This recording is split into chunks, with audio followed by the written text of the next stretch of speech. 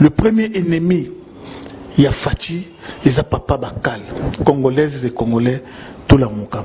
Bravo la jeunesse, il y a eu des UDPS, va comprendre, va sali vidéo, va lobby. Papa Bakal azawana pour la destruction, il y a Fachi. Papa Bakal azawana pour la shit, il y a régime. Papa Bakal azawana pour la kutia Bakal na mutu nyoso oyo abundisa Kabila. Na mutu nyoso abundisa yemoko Papa Bakal. En commençant par la Afrique du Sud, na poto partout, et puis na Congo. Deuxième chose, mutu nyoso aza fort.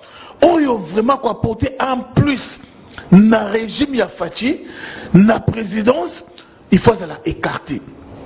Ndeko na ngai Gilbert Ouaoutiko, papa Gilbert Ouaoutiko Koufa, père son âme, suspect. Est-ce que comme il a âge à Koufa? Est-ce que Bela qui vraiment malade wana ne me mena liwa? Point d'interrogation. Dieu donné lobo, homme fort, peut mener Fachi. Les lois allaient sous na fatité. Baché Moussika, abani na prison, c'est ma baché pembine. Faites très attention. Papa Bakal est en train de beaucoup travailler. Obotanga kombo ya mutu oyo a combattre régime à Kabila makasi. Mutu wana azo se retrouver dans régime oyo. Azate. Azawana pona kotia musika mutu nyoso ko contribuer na succès à Fachi. Mamonique na mobilisation maman wana j'ai aimé nazaki na la diaspora quand na ba vidéo j'apprécie cette dame. Elle est morte.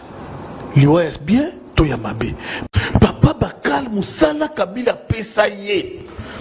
Ezakaka a empêché Batouana de travailler. Congolais et Congolais, tout la mouka, tout fungola misu.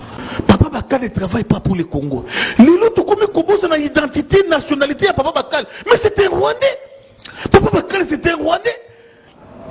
À quoi je mets Kolinga Kabila Lungwa? À quoi je mets Kolinga Kabila Koufa? À quoi je mets Kolinga Shit ya Kabila?